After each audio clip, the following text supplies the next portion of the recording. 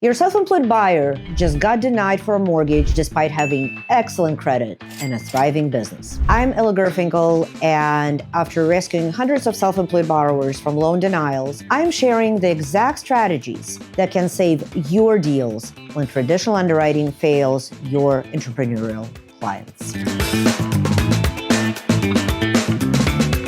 Why does traditional underwriting fail self-employed buyers? Before we dive into the solution, let's understand why self-employed buyers face such challenges. Let's take a look at this. Traditional underwriting relies on tax returns, which show income after business deductions. While these deductions are great for tax purposes, they drastically reduce qualifying income for mortgages.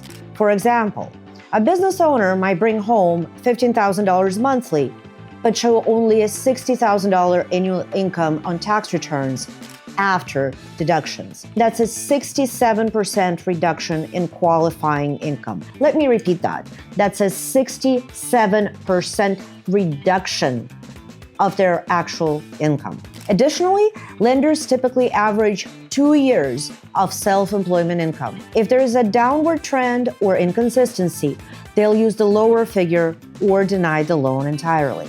The pandemic created another problem. Many self-employed borrowers had a difficult 2020 but rebounded strongly in 21-22. Traditional underwriting still penalizes them for potentially that one bad year. I mean, granted, we don't really go that far back, but that was an example. So understanding those challenges is the first step to finding the right solution for your self-employed buyers. The bank statement loan option that bypasses tax returns is the perfect solution. The bank statement loan option that bypasses the tax returns is the perfect solution for self-employed buyers who write off significant business expenses. Now, how do they work?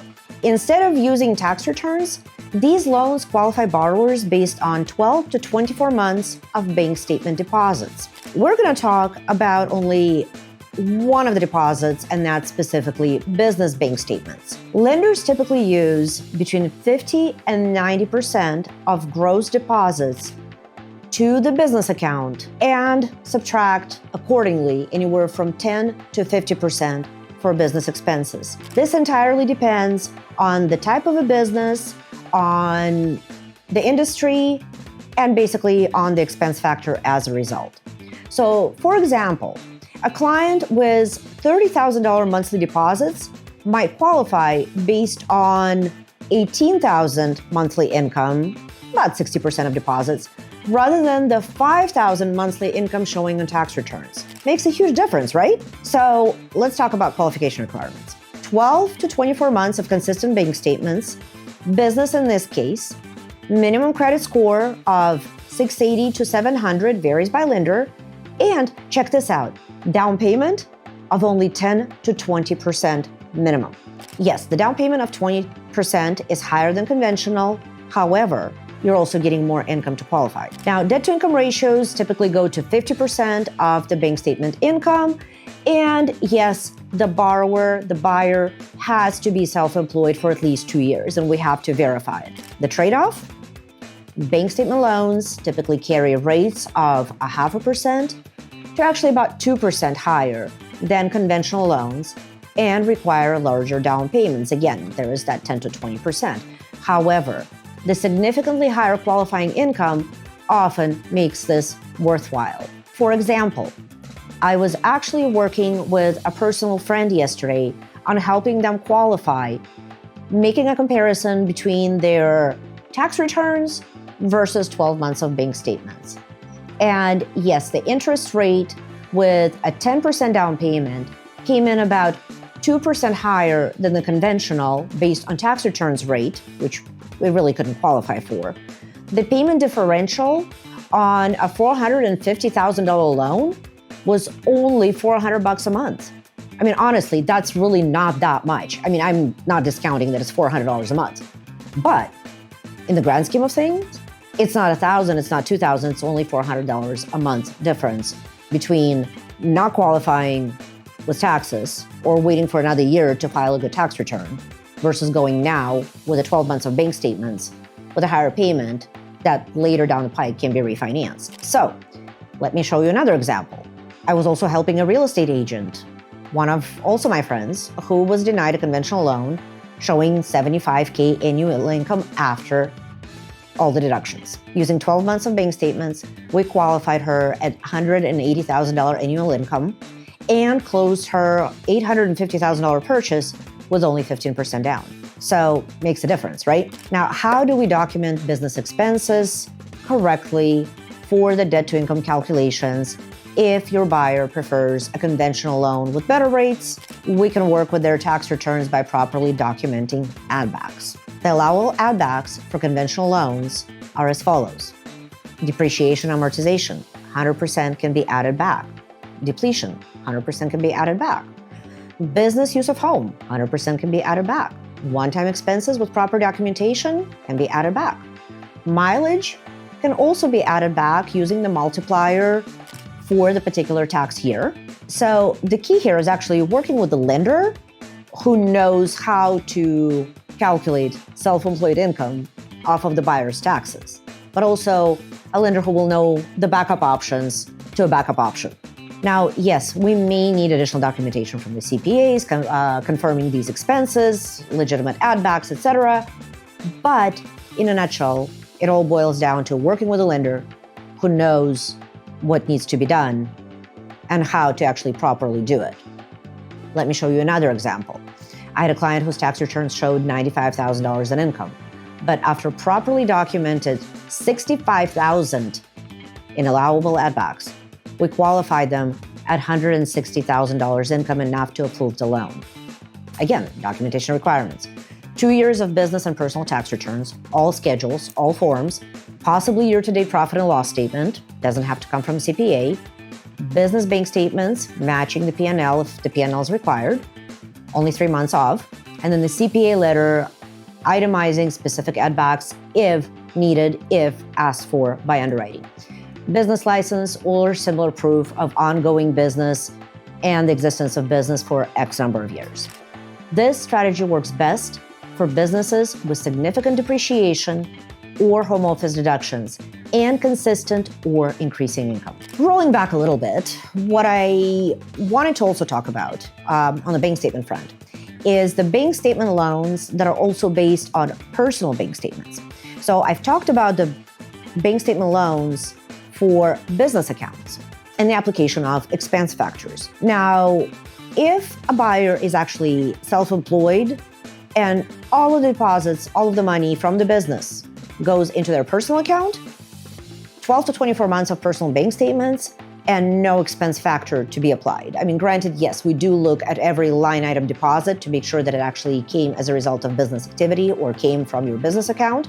But the beauty of that one is no expense factor. So if you're getting paid by your business $10,000 a month, but your tax returns after deductions show only $5,000, guess what? On the bank statement side, we will qualify you on the full $10,000 a month off of your personal bank statements.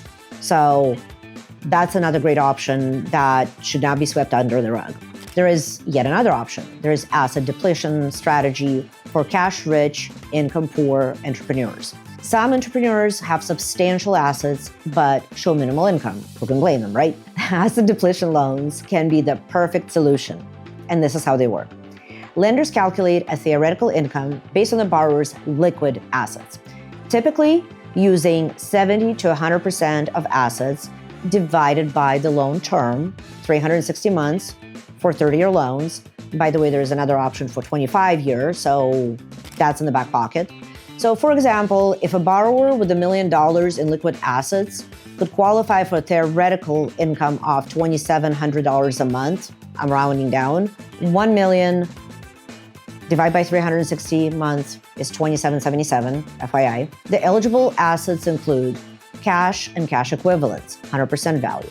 Stocks, bonds, mutual funds, 70 to 80% value to account for volatility. Retirement accounts, 60 to 70% value, depending on age. Cash value of life insurance, 100% of surrender value.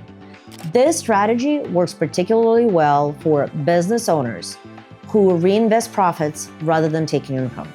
Recently retired individuals with substantial assets, entrepreneurs between ventures with temporary income gaps Here's a real example. I recently helped a tech entrepreneur who sold his company and was starting a new venture. Despite minimal current income, his $2.5 million in liquid assets qualified him for $1.2 million home using the asset depletion. There is also combination income for complex situations. For the most challenging cases, we can combine multiple income sources. Strategy number 1, partial bank statements plus partial tax returns, sometimes. Again, everything comes with qualifiers on the lending side. Some lenders allow using tax return income plus a percentage of deposits that exceed reported income. Strategy number 2, income plus assets hybrid. Combine documented income with asset depletion for additional qualifying income. Strategy number 3, co-borrower contribution. Add a spouse or family member with W-2 income to strengthen the application in the file. Strategy number 4, future income consideration. For borrowers with contracted future income, like signed client contracts, with some portfolio lenders, will consider this with proper documentation. Strategy number 5, P&L only loans. For businesses with excellent bookkeeping, some lenders will use current profit and loss statements rather than tax returns. The key, again, is finding a lender with experience in these complex scenarios. Most big banks and online lenders are not equipped to handle these situations, but specialized portfolio lenders are. For example, I recently saved a deal for a client with 3 businesses by combining K1 income from one business, bank statement income from another, and asset depletion. 3 lenders had denied him before we found the solution.